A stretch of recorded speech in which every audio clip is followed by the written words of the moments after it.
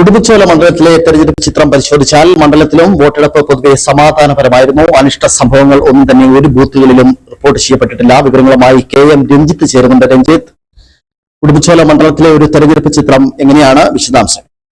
ഉടുമ്പൻചോല നിയോജക മണ്ഡലത്തിലെ വോട്ടെടുപ്പ് പൊതുവെ സമാധാനപരമായിരുന്നു. ഒരു ബൂത്തിൽ പോലും കാര്യമായ ഒരു പ്രശ്നം തന്നെ റിപ്പോർട്ട് ചെയ്യപ്പെട്ടിട്ടില്ല എന്നതാണ് നമുക്ക് ഈ നിമിഷം പങ്കുവയ്ക്കാനുള്ളത്. അതുപോലെ തന്നെ ചില ബൂത്തുകളിൽ വോട്ടിനായി കുറച്ച് പേർ ക്യൂ ഉണ്ട്. ഇവരെ കൂടി വോട്ട് ചെയ്ത ശേഷം മാത്രമായിരിക്കും വോട്ടെടുപ്പ് അവസാനിപ്പിക്കുക.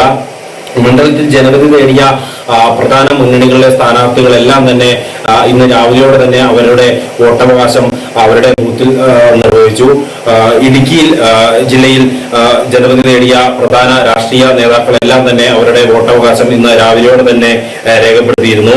ഉടുമ്പൻചോല മണ്ഡലത്തിലെ ഇടത് സ്ഥാനാർത്ഥി KK ജയചന്ദ്രൻ ദേവികുളം നിയോജക മണ്ഡലത്തിൽ ഉൾപ്പെടുന്ന വെള്ളത്തൂർ പഞ്ചായത്തിലെ കുജിത്തണ്ണി ഗവൺമെന്റ് ഹയർ സെക്കൻഡറി സ്കൂളിലെ 181 നമ്പർ ബൂത്തിലാണ് വോട്ട് രേഖപ്പെടുത്തിയത്. അതുപോലെ തന്നെ മണ്ഡലത്തിന്റെ MLA ആയ M മണി ബൈസൺമാലി പഞ്ചായത്തിലെ 20 ഏക്കർ സർവ് ഇന്ത്യ LP സ്കൂളിലെ 189 നമ്പർ ബൂത്തിൽ വോട്ട് രേഖപ്പെടുത്തി.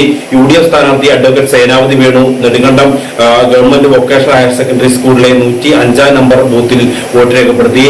കുടുംബസമേതവും കുടുംബക്കാരും അതുപോലെ തന്നെ പാർട്ടി പ്രവർത്തകരോടൊപ്പം തന്നെ വന്നാണ് സേനാപതി വേണു വോട്ട് രേഖപ്പെടുത്തിയത്. NDA സ്ഥാനാർത്ഥി അഡ്വക്കേറ്റ് സംഗീത വിശ്വനാഥ് തൃശ്ശൂരിലാണ് വോട്ട് രേഖപ്പെടുത്തിയത്. എല്ലാ മുൻ സ്ഥാനാർത്ഥികളും ഒരുപോലെ വിജയം അവകാശപ്പെടുകയാണ്. ഒരു മാസത്തിനുള്ളിൽ ആരാകും ഉടുമ്പൻചോലയെ നയിക്കുന്ന ഉടുമ്പൻചോലയുടെ MLA എന്ന് അറിയാനുള്ള കാത്തിരിപ്പാണ് ഇനിയുള്ള നാളുകളിൽ.